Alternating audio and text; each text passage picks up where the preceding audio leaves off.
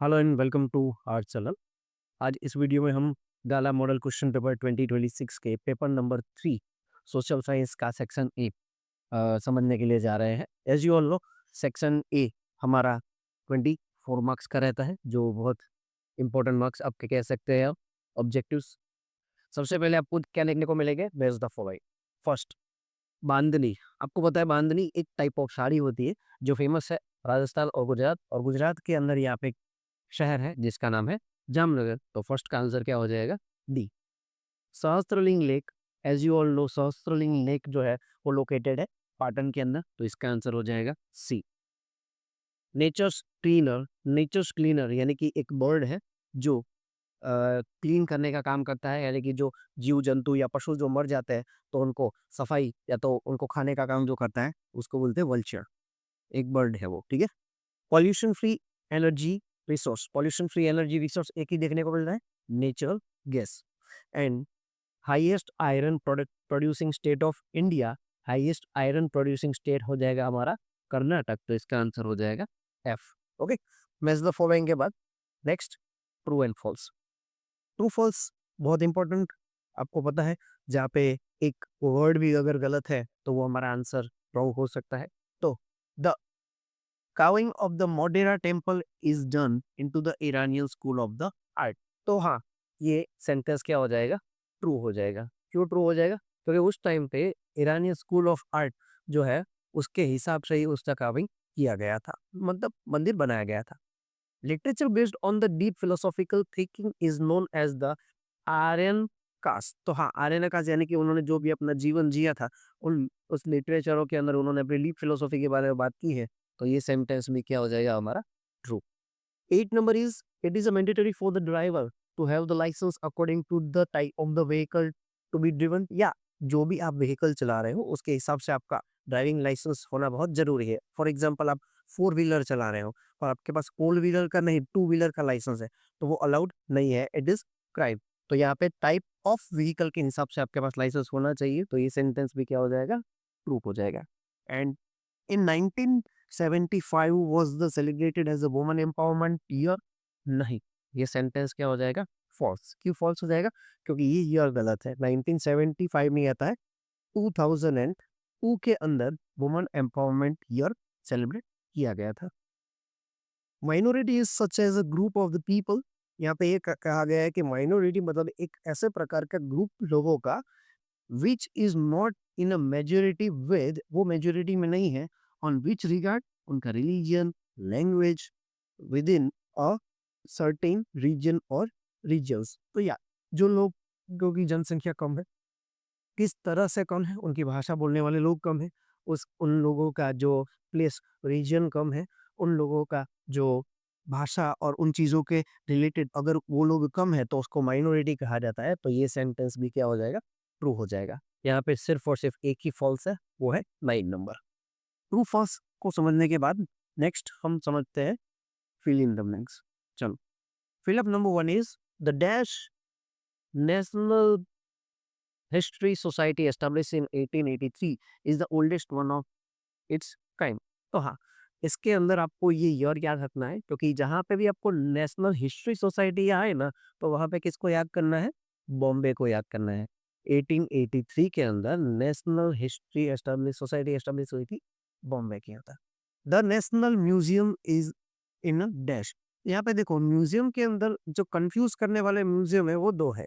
यहाँ पे नेशनल लिखा है इसलिए याद रख लेंगे कि आएगा न्यू दिल्ली। यहाँ पे याद रखो N N national new Delhi, और यहाँ पे इंडियन म्यूजियम पूछा होता तो आता कोलकाता। ठीक है, आगे शायद वो है, वो याद रखना। Hirakud multipurpose project on the dash river, कौन सी रिवर? महानदी, यहाँ पे याद रखेंगे। और हीरा कुंड नहीं, मल्टीपर्पज का जो पूरा टेबल है वो पूरा लर्न कर लेना, उसमें से 1 मार्क्स आपका मिल जाएगा आपको। Dash state has a least area under the irrigation, तो एक ही है, कौन सा? मिजोरम। सबसे ज्यादा पूछे तो पंजाब, सबसे कम पूछे तो Mizoram. The movement of the people and the goods from one place to another is called, यानी कि लोग या तो सामान एक जगह से दूसरी जगह जाता है तो उसको हम बोलते हैं ट्रांसपोर्टेशन। क्या बोलते हैं? ट्रांसपोर्टेशन। ये हो जाएगी आपकी फिलअप के आंसर। फिलअप के बाद आ जाते हैं एमसीक्यू। देखो एमसीक्यू के अंदर इस प्रकार का एमसीक्यू आपको 1 या 2 देखने को मिलेंगे, जिसके अंदर पेयर मिसमैच होगी, यानी कि कौन-सी पेयर करेक्ट नहीं है। ये आपको आंसर आ जाएगा अगर आपने फिल अप में ध्यान दिया होता। फिल अप में हमने बोला था, देखो बाकी सब नहीं देखना है, सिर्फ ए ऑप्शन देखेंगे।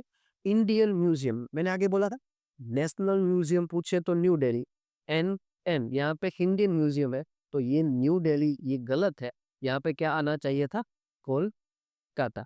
तो ये मैच सही हो जाता, लेकिन यहाँ पे 16 नंबर में मिसमैच पूछा है, तो मिसमैच कौन-सा है अपना? ए। 17 नंबर ऑल्सो इस प्रकार का भी एक क्वेश्चन आपको मिल सकता है, जिसके अंदर मल्टीपर्पज प्रोजेक्ट को करेक्ट पेयर के साथ क्या करना है? जोड़ना है। देखो मल्टीपर्पज प्रोजेक्ट में और कुछ आए कि ना आए, कुछ ऐसे मल्टीपर्पज प्रोजेक्ट है जिनका नाम उनकी रिवर के ऊपर से है। जैसे कि इसके अंदर आपको देखो, इसको एलिमिनेशन मेथड बोलते हैं, यानी कि करेक्ट वन ढूंढिए, बाकी सब साइड में हो जाएंगे। देखो, मान लो कि आपको दामोदर, हीरा कुंड या तो कृष्णराज सागर किसी के बारे में नहीं पता है। एक चीज पता है आपको कि चंबल नाम की एक रिवर भी है और उसी के ऊपर से उसका मल्टीपर्पज प्रोजेक्ट का नाम रखा गया है, और चंबल रिवर जो है वो कहाँ पे आई हुई है? मध्य प्रदेश। तो वहां से गुजरती है। तो 3 में ए वाला ऑप्शन कहाँ देखने को मिल रहा है आपको? सी। बाकी कुछ ना देखते हुए आपका करेक्ट आंसर क्या हो जाएगा? सी। सिर्फ एक ही आता था, बाकी मान लो कि अपने को कुछ नहीं आता था, सिर्फ इतना पता था कि चंबल वैली वो कहाँ पे है? मध्य प्रदेश में था। तो 3 में ए कौन सा है? सी वाला ऑप्शन। ठीक है, इस प्रकार की मेथड यूज करके भी आप आंसर इजीली सॉल्व कर सकते हैं। चलो next, which is the main source of water on the earth? On the earth बोला है, इसलिए रेन आएगा। ये भी कंफ्यूजिंग वाला थोड़ा सा पॉइंट है, लेकिन समझ लो तो कंफ्यूज नहीं हो सकता है। ऑन दी अर्थ लिखा हो तो हमेशा रेन टिक करना। सरफेस लिखा हो, सरफेस नाम का वर्ड है, तो river. What is the derive from the dividing national income by total income? ये सिंपल फॉर्मूला है।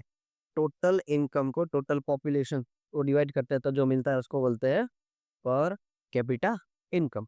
Okay, next 20 number, in which economy is the highest importance given to capital and pricing? तो नाम से ही पता चल रहा है कैपिटल और प्राइस को इंपॉर्टेंस किस में दिया जाएगा? कैपिटलिस्ट सिस्टम के अंदर। चलो तो यहाँ पे आंसर क्या आ जाएगा? Capitalist economy. एमसीक्यू हो जाने के बाद अब हम आ जाते हैं बहुत इंपॉर्टेंट जो 4 क्वेश्चन आपको दिए जाते हैं, तो 4 वन वर्ड या तो short question. First, in which port in Gujarat has the automatic lock gate system? कौन सा ऐसा पोर्ट है जहाँ पे ऑटोमेटिक लॉक गेट सिस्टम है? तो वो एक ही है गुजरात का फेमस, कौन सा? भावनगर। कौन सा? भावनगर। याद रखेंगे, ऑटोमेटिक लॉक गेट सिस्टम कहाँ पे है? भावनगर के अंदर। Which is the speediest but costlier mode of transportation? जितने भी मोड ऑफ ट्रांसपोर्टेशन होते हैं उसमें सबसे महंगा और सबसे फास्ट कौन सा है? तो वो कौन सा हो जाएगा? एयर वे। कौन सा हो जाएगा? Air way. Next, which countries have progressed economically with the help of the market system? कौन सा ऐसे देश है जिसने अपने आप को प्रोग्रेस किया है मार्केट सिस्टम के अकॉर्डिंग? तो उसमें आ जाएगा अमेरिका एंड दूसरा आ जाएगा Japan. America and Japan. Socialist पूछा होता तो यहाँ पे आपका आंसर हो जाता चाइना।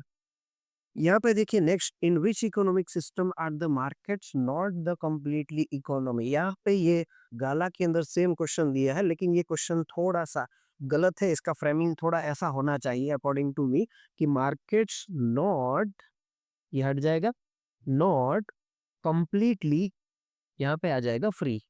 मार्केट कंप्लीटली फ्री, तो कंप्लीटली फ्री किस में नहीं होता है? तो उसका आंसर आ जाएगा मिक्स्ड।